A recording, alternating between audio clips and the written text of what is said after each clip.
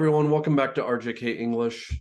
Today, I'm going to kind of go for this. I've started putting together some of the Kashmiri grammar, some things about Kashmiri, and I also want to look at Farooq Bukhari's Kashmiri language teacher, to look at what I'm starting to get about the pronunciation and possibly going towards understanding the Persianized official Kashmiri script. So let's go ahead and go to that.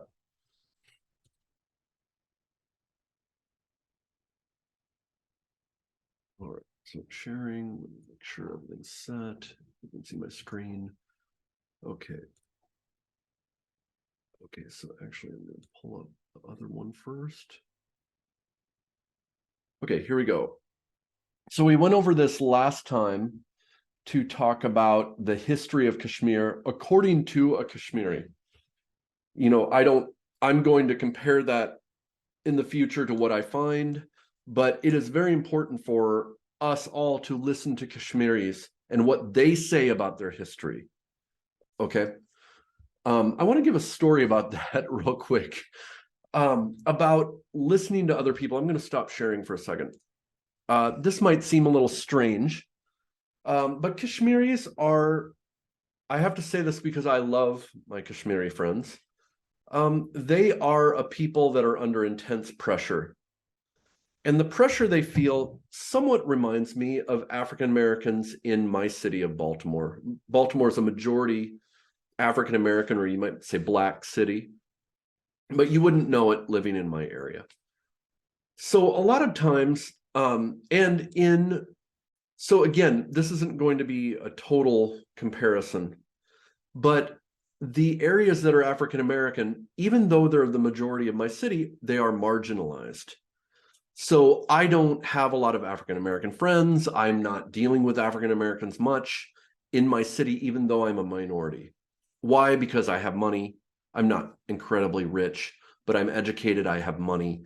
And I'm in these areas that are mostly white. So one time there was and this is about listening to the people of the area, right? Especially in marginalized communities. So in one part of Baltimore, there was a policeman that was found having been shot. And the people in the area, I was listening to local radio that is out of the community that saw the shooting. It was an African American community and very low economic, which is not like Kashmiri. Kashmiris are not poor.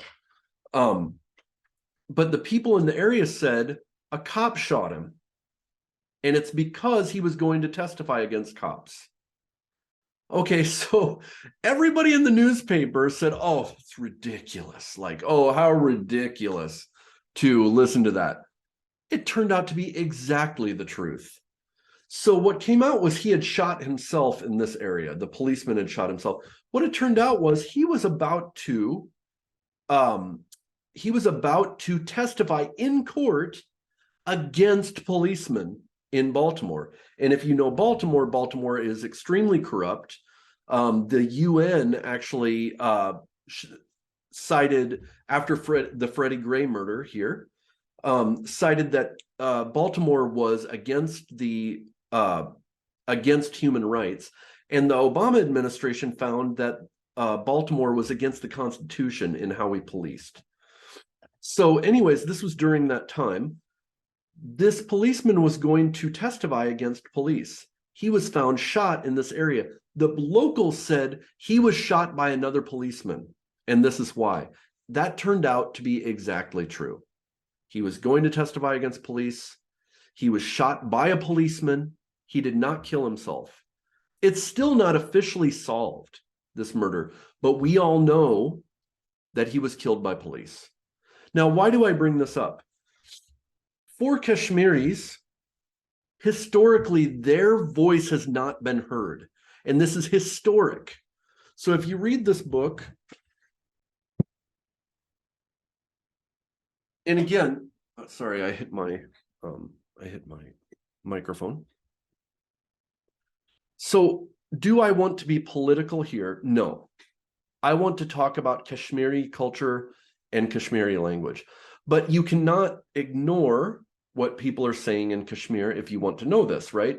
So if you look at this book, Hindu Rulers, Muslim Subjects by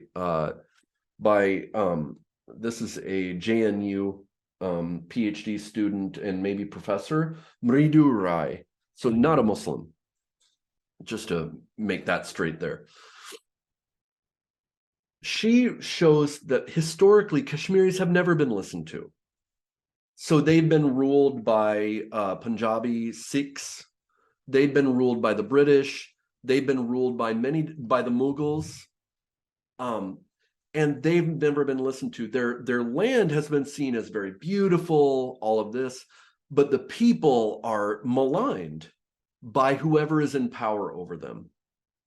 This sounds like my city, except that Kashmiris are actually somewhat wealthy, especially compared to the rest of South Asia, which makes it a little odd. And that goes to land rights as per the constitution of Kashmir when they agreed to join India. Do I want to be political in an exclusionary way? Like, oh, I'm not for this group. No. Do I want to be political in that I'm listening to Kashmiris? Yes. Yes, I do. Not because I have an agenda. I have no power over Indian politics. I have no power over Kashmiri politics. But what I'm trying to say is, for any group that we study, we need to listen to those people, even if what they're saying doesn't make sense by what we've learned. Why? Because they know their own place. Let's say that some of it isn't exactly true. There is truth in it. We need to listen to Kashmiris. That's why I say that Farooq Bukhari Sahab, he has something on Kashmir and he has something about Kashmiri history. I don't know that I believe all of it about Hebrews, but you know what? I'm going to listen and hear what Kashmiris say about their past, because a lot of it's going to end up being true. There are Greeks that went through Kashmir. There are Huns that went through Kashmir. There could have been Jews that went through Kashmir. There were definitely Persians in Kashmir. There were Chinese in Kashmir through the Silk Road. So quite interesting listening to Bukhari Saab talk about Kashmir. Anyways, I want to move now into Kashmiri script. So here are the Kashmiri vowels, and now you will see my problem. I don't know how to pronounce all these. I know how to pronounce Hindustani, meaning Urdu and Hindi. So I would say b, cha, cha, but now it doesn't make any sense. This cha is probably z and z or something like that. And cha and cha, something like that, but I don't know. How is this J? Is it a j? I'm having a little bit of trouble here. And when I go through the descriptions, it's a little iffy, okay?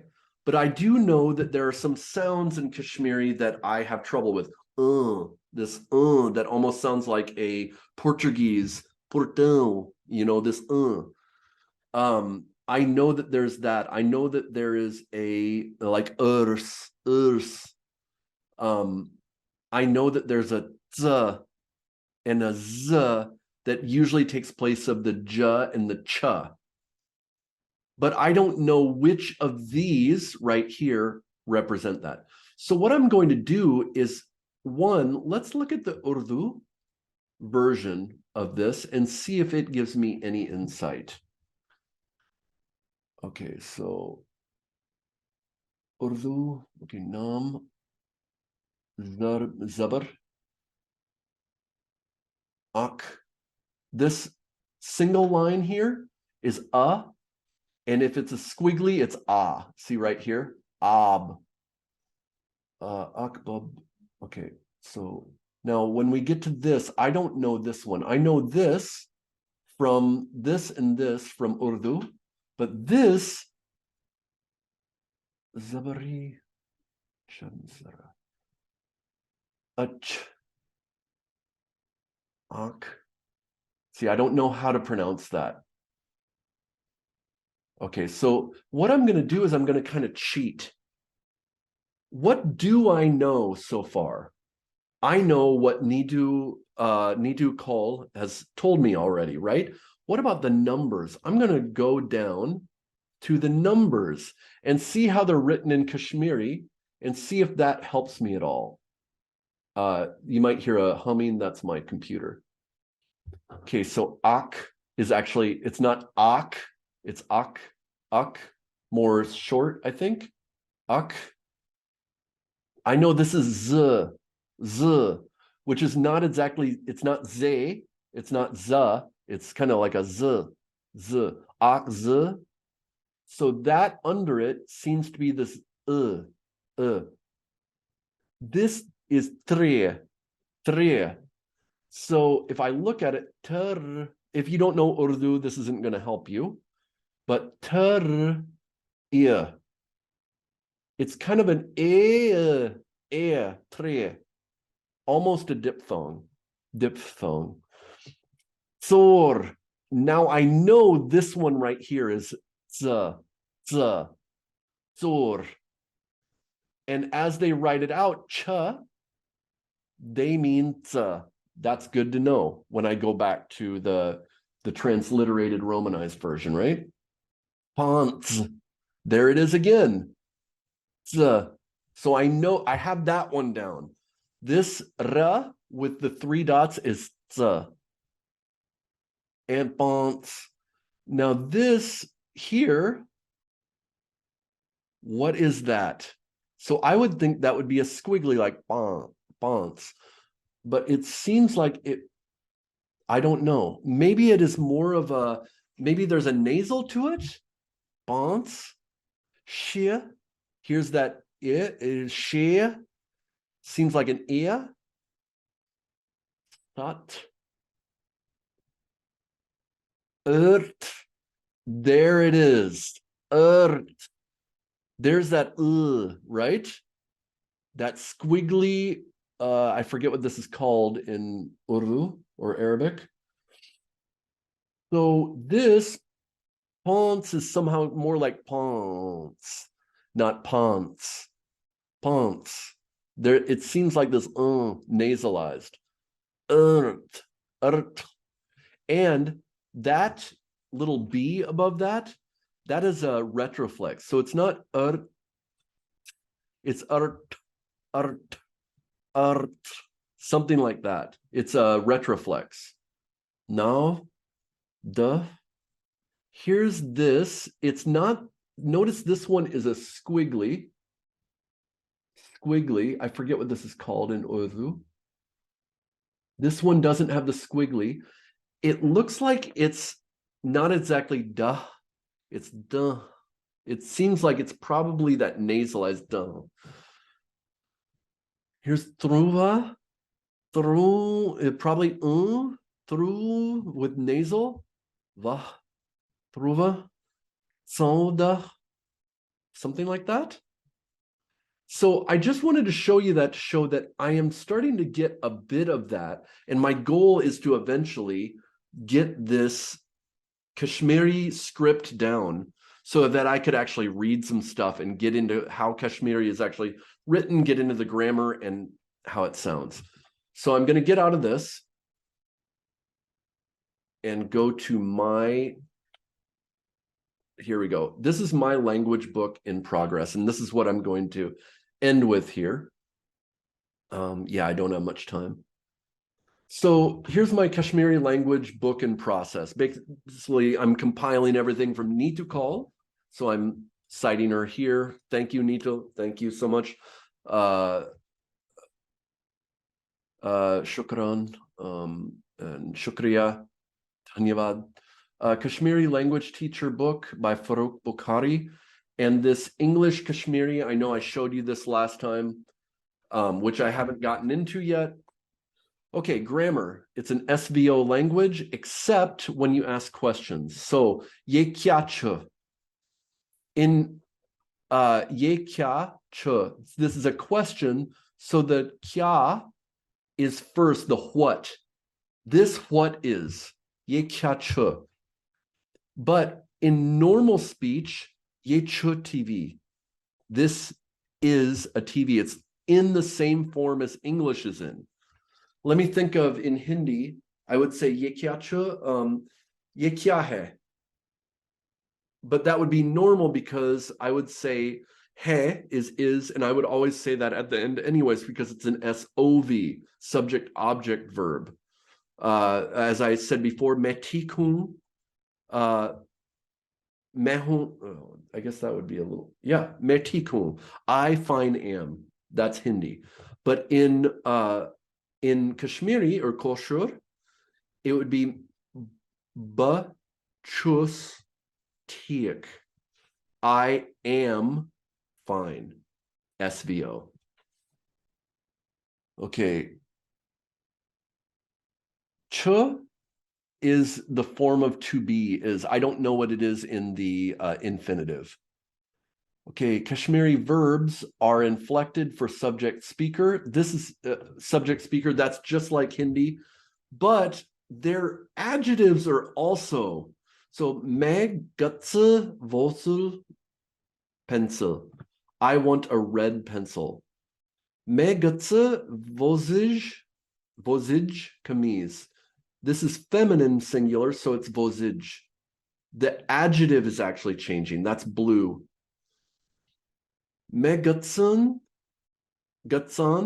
vozil pencil. Now the masculine plural is changing. Vozul to vozil. And megatsan vozije kameeze. I want red shirts, feminine plural. I'm not sure. I'm trying to think of Hindi if Hindi does that. Or Urdu. Hindi, Urdu, okay, I'm just going to call them the same. Their grammar is the same. I know Urdu speakers will say, oh, no, it's not. And Hindi speakers say, no, it's not. It is. Okay. I know when you get to higher, it's just a bunch of political bullshit. So I know they're two different languages, but they are very, very similar and almost they're basically the same language. I can call them Hindustani. So Gutse, Gutsan depends on number of the object. So Gutse, Gutsan. But the adjectives also change. So I'm not sure that, I guess if I say मैं अच्छा हूं, so अच्छा is good, and that's in singular form. मैं अच्छा हूं. तू अच्छा है. That's singular you. तुम अच्छे हो. Now we've got it in the plural. So there is some of that in Hindustani, but I think it's more so in Kashmiri. I'm just throwing that out there. Phonetics. We know of the ts, and gutse. We know of the chutiek, and the this shur for children. We also know of the and I'm going to do it like this, which is a nasal. It's almost a nasal. Z, two. It's a z. There's a nasal there. Okay. And I think we'll see as we go along that there's more nasals. I have mentioned that the R in Kashmiri, I have no idea how my friend makes that. It's like he puts his mouth like this and he goes somehow. I don't know how he does it. Okay. I know. Do they have aspirated consonants? They do. I think they don't have aspirated voiced consonants. So they wouldn't have a DH, but they have a TH. Ta, ta, and ta, ta, and they have a cha. And they have a choti hai, this like toy, for the respect that seems to become almost like a toy. Okay, and then I get into subject verbs. I'm starting to build this. Ba, me, tse, to. And I also talk about the me. I think that's more like mujhe or mere than I. Ba, tse, toi, tui, hu, ho, ye, us, hum. Bachus, bachus, tsu, tsu, che, Tuichi, and I think this actually is to chi or ch, but I don't know for sure yet. I'm gonna have to see about that. Tuichiv, hu ch, ho chi, ye ch, and that's also ye chi if it's female.